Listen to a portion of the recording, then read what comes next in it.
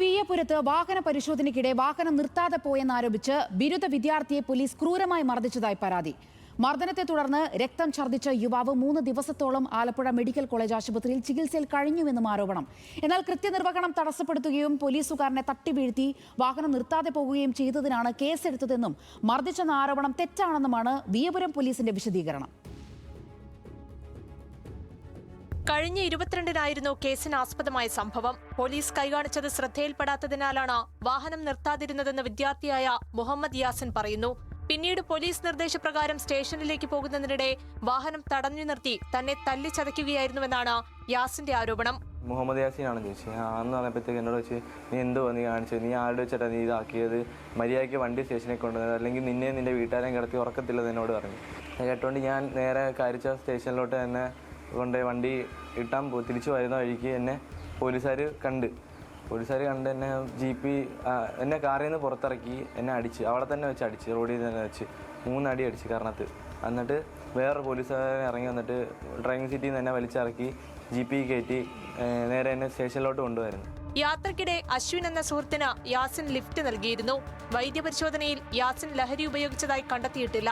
എന്നാൽ പരിശോധനയ്ക്കിടെ ഉദ്യോഗസ്ഥന്റെ കയ്യിലിരുന്ന ബ്രത്ത് അനലൈസറിന് കേടുപാടുകൾ സംഭവിച്ചെന്നും അറ്റകുറ്റപ്പണിക്ക് പണം വേണമെന്നും പറഞ്ഞ് പോലീസുകാർ നിർബന്ധപൂർവ്വം 2570 രൂപ ഒരു അക്കൗണ്ടിലേക്ക് അയപ്പിച്ചതായും യാസിൻ ആരോപിക്കുന്നു. ഇതിന് പോലീസ് യാതൊരുവിധ രസീതും നൽകിയിട്ടില്ലെന്നും പരാതിയിലുണ്ട്.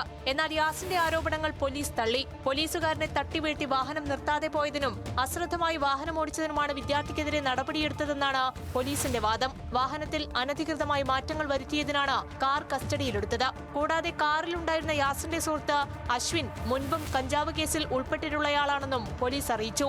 സംഭവ ദിവസം ഇയാൾ കാറിലിരുന്ന് കഞ്ചാവ് ബീഡി വലിച്ചതിന് ഔദ്യോഗികമായി FIR രജിസ്റ്റർ ചെയ്തിട്ടുണ്ട്.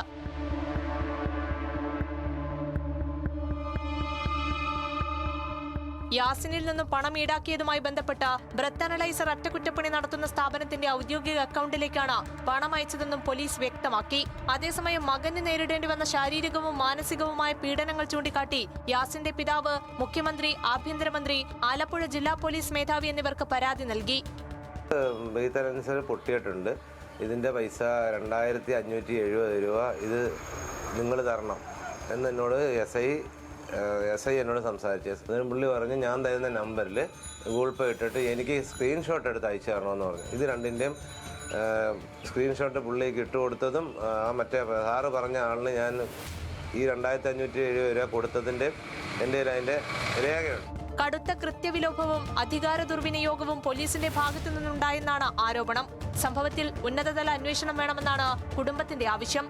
ന്യൂസ് മലയാളം, ആലപ്പുഴ.